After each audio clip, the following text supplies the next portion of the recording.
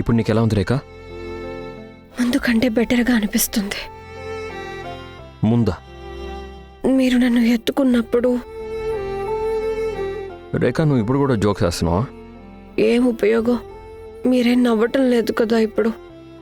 రేఖ, నిన్న అసలు నాకు నిద్ర వస్తుంది. నువ్వు కాసేపు రెస్ట్ తీసుకుంటే నీకు అంతా సెట్ అవుతుంది అనుకుంటా. అప్పుడు నీకు మళ్ళీ ఫైట్ చేయడానికి ఎనర్జీ కూడా వస్తుంది కదా.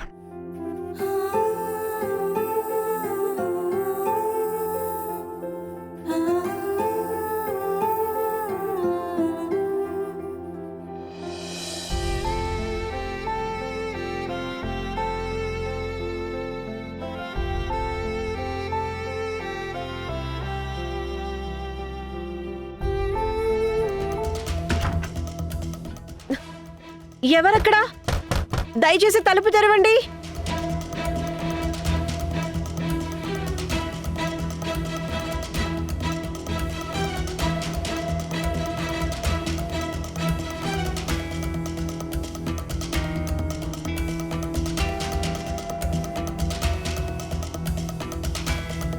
రేఖ,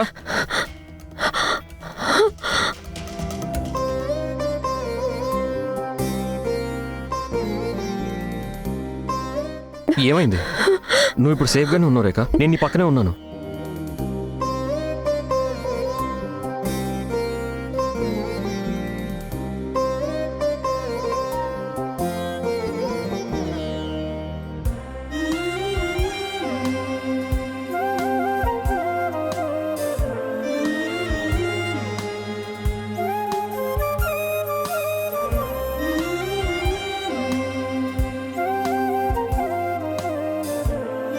విరాజ్, దీన్ని బట్టి చాలా క్లియర్గా తెలుస్తుంది ఈ టిప్ మిమ్మల్ని ట్రాప్ చేయడానికి ఇచ్చారు అని.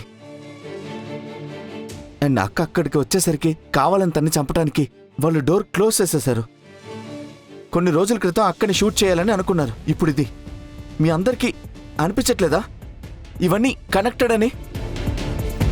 కానీ రేఖకి ఎవరితో శత్రుత్వం ఉండుంటుంది? నర్మదా అంటే నాకైతే తెలీదు. మీకేదైనా ఐడియా ఉంటే చెప్పండి. ధ్రువ్, నీ ఉద్దేశం ఏంటి?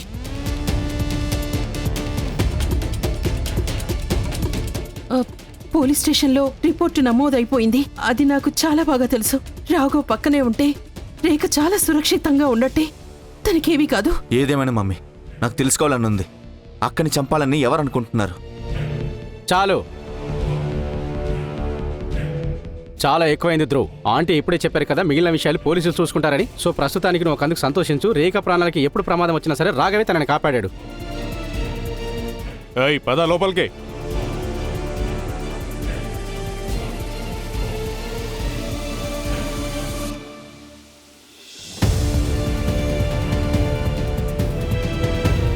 ఈ స్పావాడు ఇక్కడున్నాడేంటి? కొంపదీసి నా పేరు చెప్పేస్తాడో ఏమో.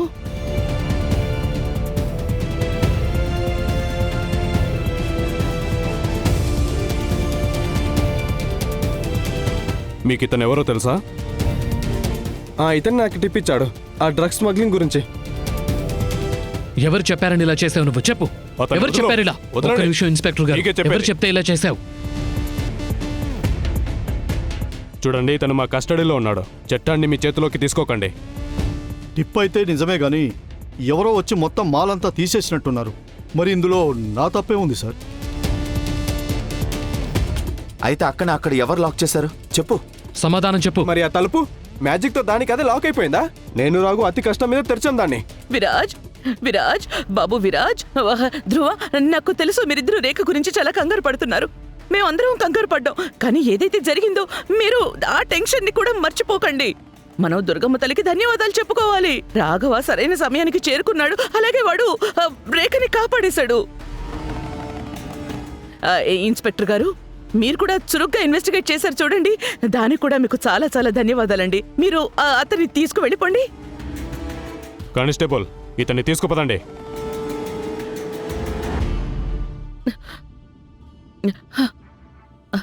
శైలజ గారు, ఇక మేం కూడా బయలుదేరడం మంచిది.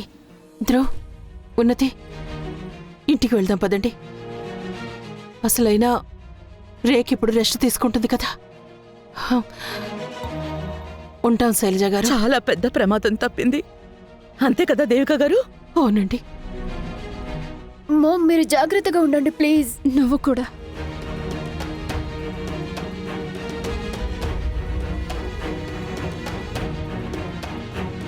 నమస్తే ఆంటీ.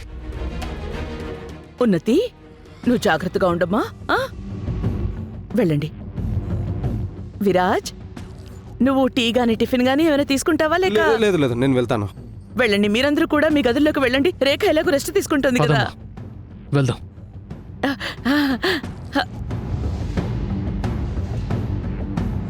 అమ్మా, నీ ప్లాన్ మొత్తం ఫ్లాప్ అయిపోయిందిగా. ఇప్పుడు రేఖా రాఘవ్ ఇంకా చాలా దగ్గర అయిపోతారు. పైగా విన్నామమ్మా, ఈ ధ్రువ్ నన్ను ఎలాంటి ప్రశ్నలు అడుగుతున్నాడు. అవునరా, నాకు తెలుసు. కానీ నేను రోహిత్ రేఖతో చెప్పడం విన్నాను. అతను ప్రామిస్ చేశాడు.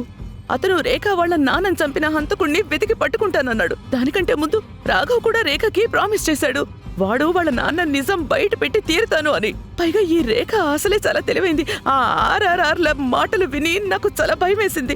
ఆ భయంలోనే నేను అమ్మా నేను చిల్.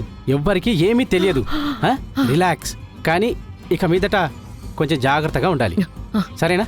నేను నీకోసం డ్రింక్ తీసుకొస్తాను.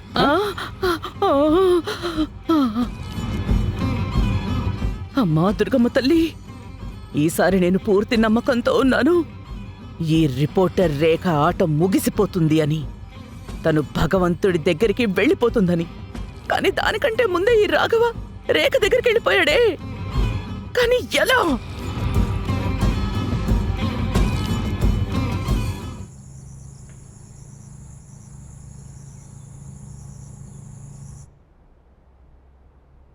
బాబు రాఘవ్, అంతా ఓకేనా? ఇప్పుడంతా బాగానే ఉంది మావయ్య. నేను రేఖకి ర్యాషెస్ మీద ఆయింట్మెంట్ రాసాను, స్లీపింగ్ పిల్ కూడా వేశాను, అండ్ అలాగే నిద్రపోయే ముందు ఉప్పు నిమ్మకాయ కలిపిన జ్యూస్ కూడా తాగించాను. పొద్దున్న లేచేసరికి పూర్తిగా నయం అయిపోతుంది. రేఖ గురించి అడగట్లేదు. మరి మీరు దేని గురించి మాట్లాడుతున్నారు? నీ మనసు గురించి, దాని పరిస్థితి గురించి.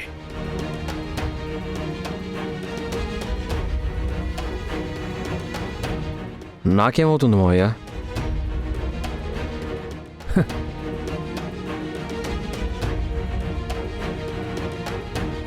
నీకేమైందా?